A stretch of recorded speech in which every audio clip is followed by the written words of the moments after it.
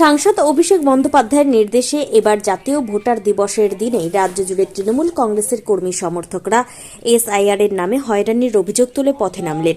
রবিবার বিকেলে লাভপুর ব্লক তৃণমূল কংগ্রেসের পক্ষ থেকে তৃণমূলের কর্মী সমর্থকেরা সংশ্লিষ্ট এলাকার ব্লক তৃণমূল কংগ্রেসের দলীয় কার্যালয় থেকে লাভপুর বাসস্ট্যান্ড পর্যন্ত একটি মিছিল করে সেখানে পথসভার মধ্য দিয়ে দলীয় কর্মসূচি পালন করলেন তৃণমূলের নেতাকর্মীরা। উপস্থিত ছিলেন লাভপুর ব্লক তৃণমূল কংগ্রেসের সভাপতি তরুণ চক্রবর্তী, জেলা সহ সভাপতি আব্দুল মান্নান, জেলা পরিষদের সদস্য কাবেরী কাগুই, পঞ্চায়েত সমিতির সহ সভাপতি শোভন চৌধুরী প্রমুখ। ব্লক সভাপতি তরুণ চক্রবর্তী বলেন, নির্বাচন কমিশন ও বিজেপির সরকার যেভাবে সাধারণ মানুষকে হয়রানির মুখে ফেলে চক্রান্ত করছে তার প্রতিবাদী এই মিছিল।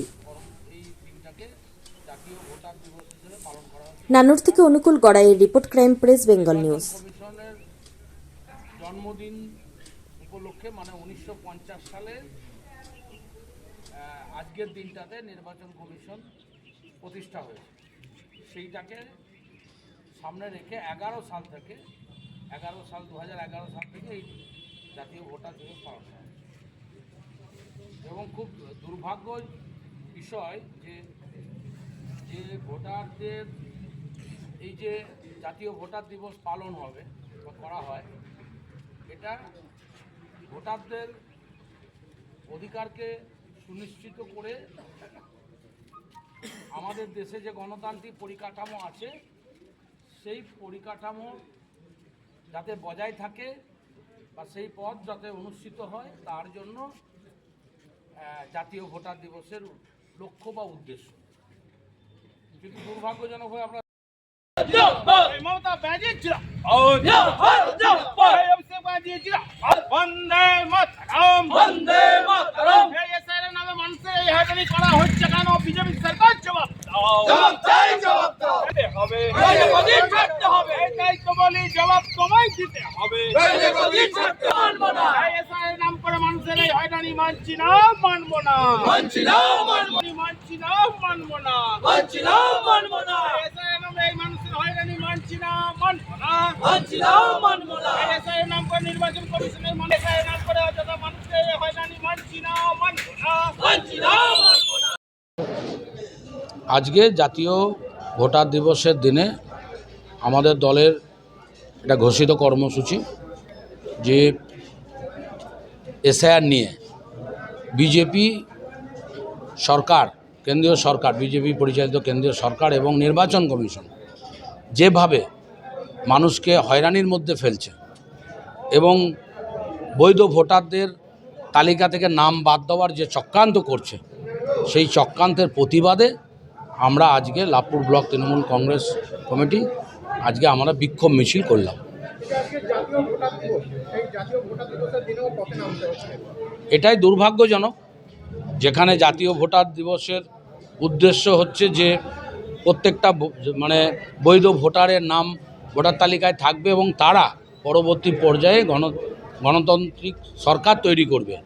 আজকে এটা দুর্ভাগ্যজনক যে একটা সময়ে যখন দেখা যেত যে মানে ভোটাররা যারা বৈধ ভোটার তারা তাদের সুচিন্তিত মতামতের মাধ্যমে সরকার গঠন করত।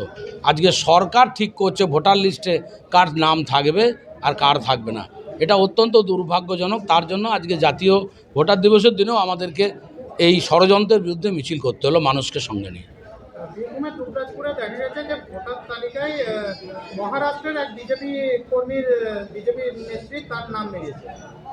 হ্যাঁ, এইটা তো ওদের পরিকল্পনা।